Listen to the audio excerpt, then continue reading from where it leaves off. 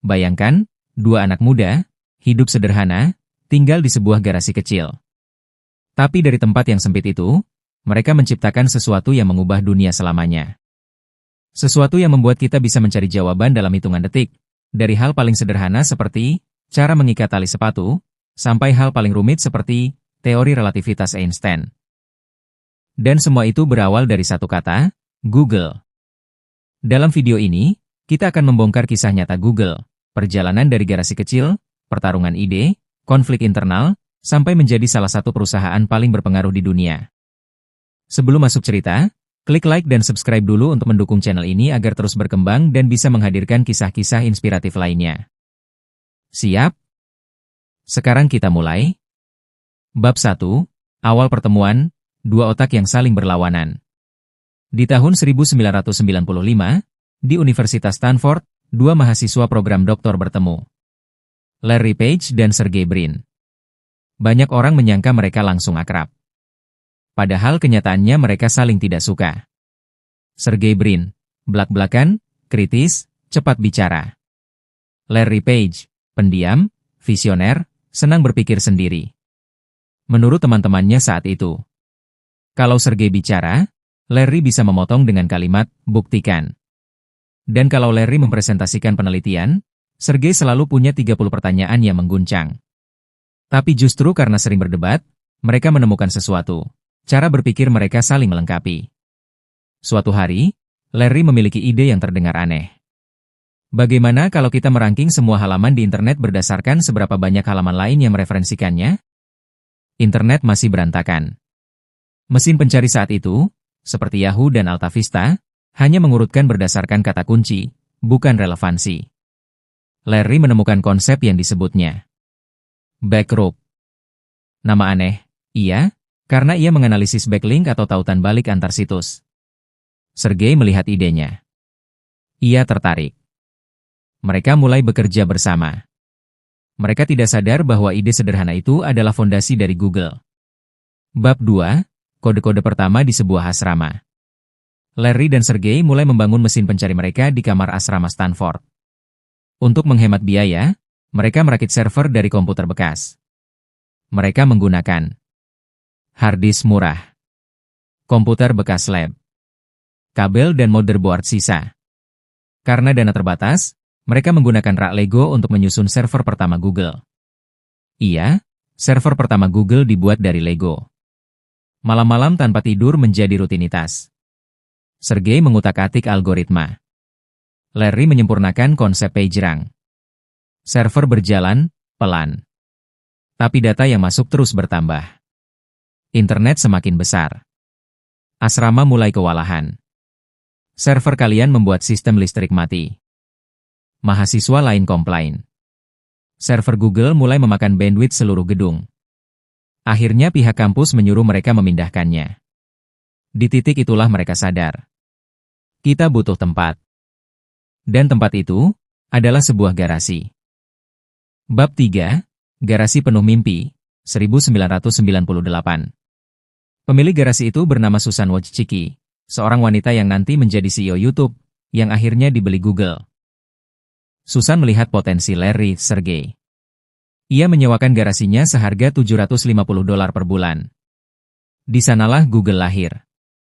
Bukan di gedung mewah. Bukan di ruangan canggih. Tapi di garasi kecil. Garasi itu menjadi saksi. Kopi dingin. Mie instan. Papan coretan. Diskusi semalaman. Larry dan Sergey punya mimpi besar. Mengatur seluruh informasi di dunia. Gratis. Untuk semua orang. Bab 4. Nama, Google, datang secara tidak sengaja. Awalnya mereka ingin memberi nama Google. Google angka 1 dengan 100 nol di belakangnya. Melambangkan jumlah data yang masif. Tapi saat mendaftarkan domain, seseorang salah mengetik. Google.com tanda silang. Google.com tanda centang putih tebal. Larry dan Sergey tertawa. Sudahlah, itu lebih mudah diingat. Dan dari salah ketik itu, Google lahir. Bab 5, ditolak 7 perusahaan, termasuk Yahoo. Larry dan Sergey mulai mencari investor. Mereka mengetuk pintu ke pintu. Internet akan berubah. Algoritma kami bisa membuat pencarian lebih relevan. Tapi jawaban yang mereka dapat. Internet tidak akan sebesar itu. Orang tidak butuh mesin pencari baru. Yahoo bahkan menyuruh mereka kembali 2 tahun lagi. Hingga seorang investor bernama Andy Bechtolsheim melihat demo Google dan berkata, "Aku tidak butuh presentasi. Aku langsung invest." Ia menulis cek sebesar $100. Masalahnya, perusahaan Google belum resmi ada. Mereka belum punya rekening. Cek itu disimpan di laci selama beberapa minggu. Bab 6, keajaiban mulai terjadi. Google berkembang karena kata-kata dari pengguna. Tanpa iklan. Tanpa promosi. Kenapa? Karena mesin pencari lain penuh dengan iklan dan banner mengganggu. Sementara Google bersih, cepat, hasilnya relevan. Satu halaman putih dengan logo sederhana. Dalam waktu singkat, di tahun 1999, Google memproses 500.000 pencarian per hari. Di tahun 2000, Google menjadi mesin pencari default di Yahoo. Di tahun 2004, Google IPO dan bernilai $23 miliar. Dan semuanya masih dengan prinsip awal. Fokuslah pada pengguna. Yang lain akan mengikuti. Bab 7, model bisnis yang mengubah dunia. Google menemukan cara menghasilkan uang tanpa mengganggu pengguna. Google Ads. Iklan tidak ditampilkan sembarangan. Iklan muncul sesuai apa yang dicari pengguna. Inilah terobosan terbesar dalam sejarah internet. Karena itu, Google menjadi sumber data terbesar di dunia. Mesin periklanan terbesar di dunia. Dalam beberapa tahun, Google mengalahkan Yahoo. Google mengalahkan Microsoft Search. Dan kemudian membeli Blogger, 2003. YouTube, 2006. Android, 2005. Android adalah langkah jenius. Satu kalimat Larry Page. Jika kita tidak menguasai smartphone, kita akan kalah. Hari ini, Android menjadi sistem operasi paling banyak digunakan di dunia. Bab 8, Filosofi Perusahaan, Don't be evil.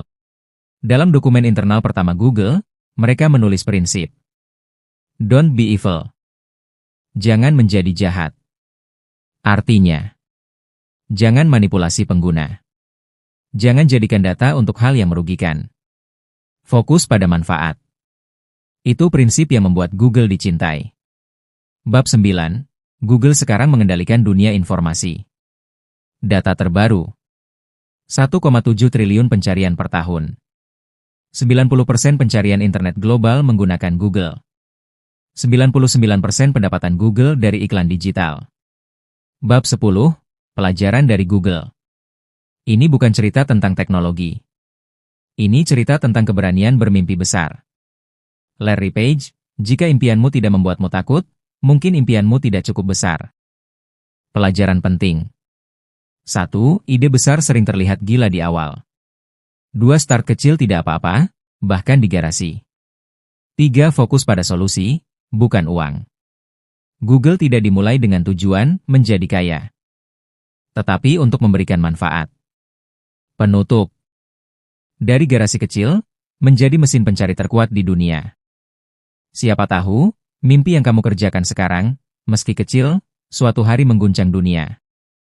Kalau menurut kamu cerita ini inspiratif, klik like, komen, saya belajar banyak, dan subscribe agar kamu tidak ketinggalan kisah besar lainnya. Sampai jumpa di video berikutnya.